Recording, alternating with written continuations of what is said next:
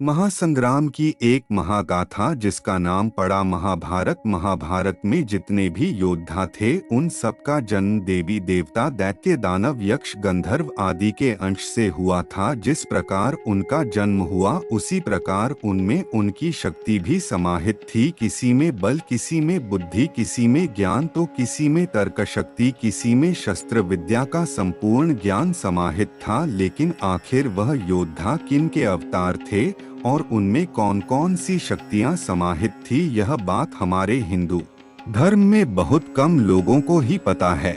क्योंकि महाभारत में हमारा सर्वाधिक ध्यान कर्ण और अर्जुन के युद्ध पर या फिर पितामह भीष्म की प्रतिज्ञा और द्रौपदी चीर हरण पर ही अधिक जाता है। कुछ मुख्य पात्रों को ही हम अधिक देखना और उन्हें समझना पसंद करते हैं।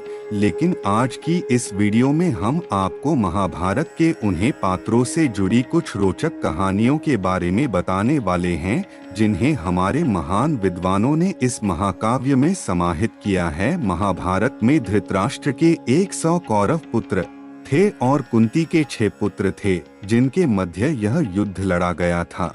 कुंती पुत्र सहदेव जिसको भविष्य में होने वाली हर घटना को पहले से ही जान लेते थे, अर्थात भविष्य की घटना उसे पहले ही पता चल जाती थी। बर्बरीक जो दुनिया का सर्वश्रेष्ठ धनुर्धर थे, बर्बरीक के लिए 3 बाण ही काफी थे जिसके बल पर वे कौरवों और पांडवों की पूरी सेना को समाप्त कर सकते थे।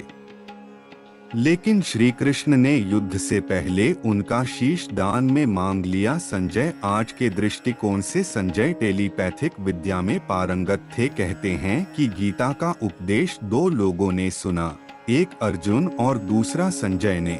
भीम में 10,000 हाथियों का बल था। युद्ध में भीम से ज्यादा शक्तिशाली उनका पुत्र घटोत्कच ही था। घटोत्कच का पुत्र बर्बरीक था। भीम वायु पुत्र थे।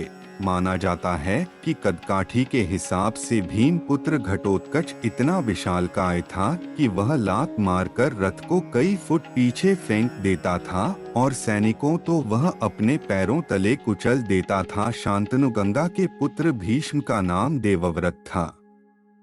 उनको अपने पिता से इच्छामृत्यु का वरदान प्राप्त था। पितामह भीष्म ने अपने गुरु परशुराम को भी हराया था, इतनी शक्ति थी पितामह भीष्म में।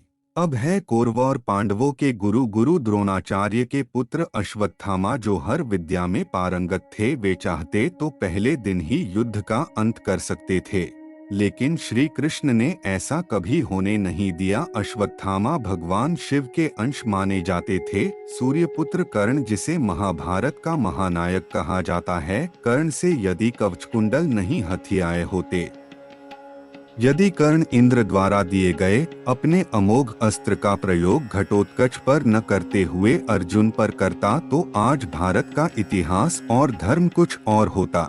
महाभारत की प्रत्येक घटना को श्री कृष्ण ही संचालित करते हुए नजर आते हैं। दुर्योधन को माता के समक्ष नग्न जाने से रोकना, कर्ण को कवच कुंडलों को इंद्र द्वारा दान में मांग लेना, बर्बरिक से दान में उसका शीश मांग लेना और युक्ति पूर्वक कर्ण, द्रोण और भीष्म को युद्ध में मारवा देना, यह सभी श्री कृष्ण की रणनीति से ही संभव होता है।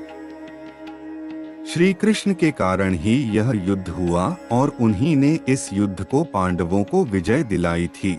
इस प्रकार महाभारत से जुड़ी हुई कई ऐसी घटनाएं अभी बाकी है जिनका कुछ लोगों को ध्यान नहीं है। उन घटनाओं को भी हम आपके सामने जल्द ही लेकर आएंगे। यदि आपको वीडियो अच्छी लगी तो वीडियो को लाइक शेयर करें, कमेंट में जय श्री हरिहर लिखकर चैनल सब्सक्राइब कर ले। धन्यवाद।